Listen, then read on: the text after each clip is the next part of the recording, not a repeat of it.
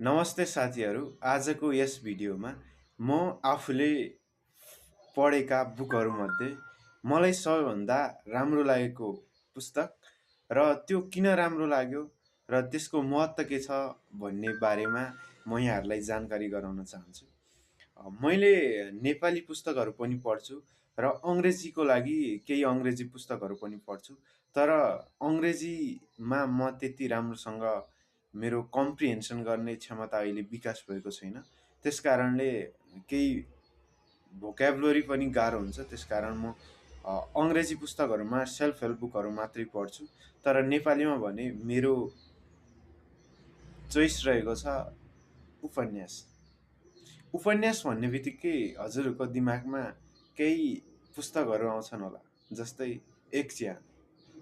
यो पुस्तक कसले नपढ्या होला? यो नेपाल सरकारले पाठ्यक्रममै राखेको छ र मेरो जिन्दगीमा पनि सबैभन्दा पहिला उपन्यास पढ्नलाई प्रेरित गर्ने र उपन्यासप्रति आकर्षण बढाउने पुस्तक थियो एक चिहान। जब म कक्षा 11मा पढ्दै थिएँ तब मलाई उपन्यास बारेमा त्यति थाहा थिएन। तर एक चिहानको नाम चाहिँ मैले 9-10मा पढ्दाखेरि नै मेरो दिदीहरू 11-12मा पढ्नुहुन्थ्यो र त्यहाँ सुनिसकेका थिएँ। मलाई पनि कौतूहलता थियो कि एक चिहान कस्तो होला भनेर। त्यसपछि जब मैले कक्षा 12मा पुगेँ र त्यसपछि एक चिहान पढ्न भनेर हाम्रो गुरुआमाले हामीलाई सुझाव दिनुभयो। त्यसपछि मैले विद्यालयको पुस्तकालयमा गएँ र एक चिहानको पुस्तकलाई उठाएँ। त्यसपछि शान्त दिमागले त्यसलाई पढ्दै गएँ।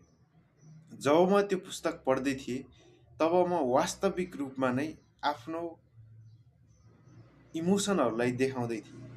म फिल गरिरहेको थिएँ कि त्यो पुस्तकले एक एक भनेको शब्द र त्यही मेरो लाइफको उपन्यास पढ्ने ट्रिगर बन्यो। त्यस पश्चात मलाई अर्को उपन्यास मन पर्यो।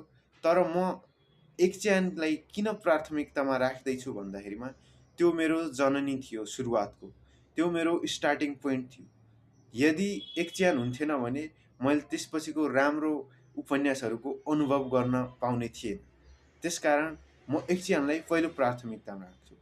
र त्यसपछि मैले दोस्रो उपन्यास पढेको समर लभ हो, जुन ठिकठिकै थियो। तर मलाई सबभन्दा रुचाएको बुक भनेको चाहिँ महारानी हो।